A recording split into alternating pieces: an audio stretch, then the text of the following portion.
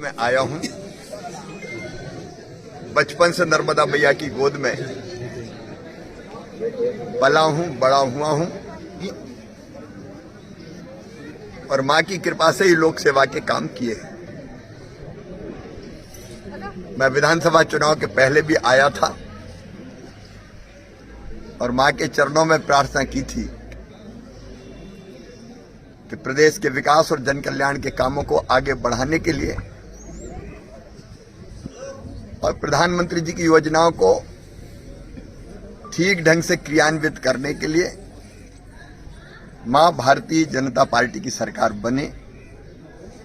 भारी बहुमत से भारतीय जनता पार्टी की सरकार बनी है, तो मैंने उस समय संकल्प किया था कि मैं दोबारा फिर मां के चरणों में प्रणाम करने आऊंगा। आज मां की पूजा अर्चना की, चरणों में प्रणाम किया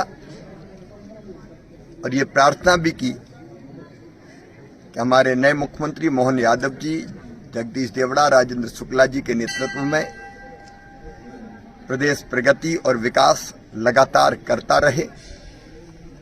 जन कल्याण के काम बहुत अच्छे ढंग से सब होते रहें, वो प्रदेश को बहुत ऊंचाइयों पर ले जाएं, क्योंकि प्रदेश का विकास निरंतर जारी रहता है।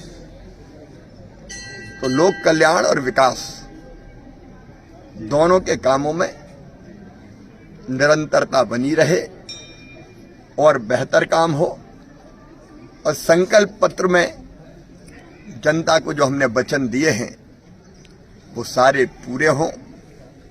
चुनाव के दौरान मैंने भी जनता के बीच जाके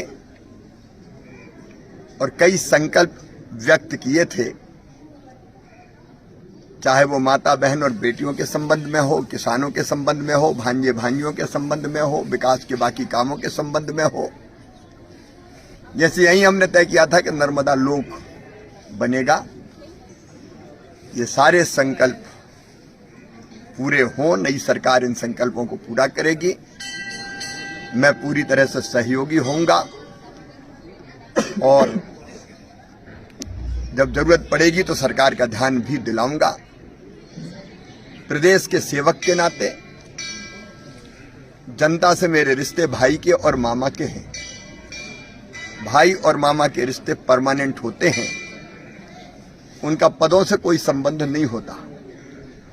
तो मैं अपने बहनों भाइयों की, भांजे भांजियों की सेवा में निरंतर लगा रहूंगा, क्योंकि पूरा मध्य प्रदेश हमारा परिवार है और उस परिवार की मां है नर्मदा मैया।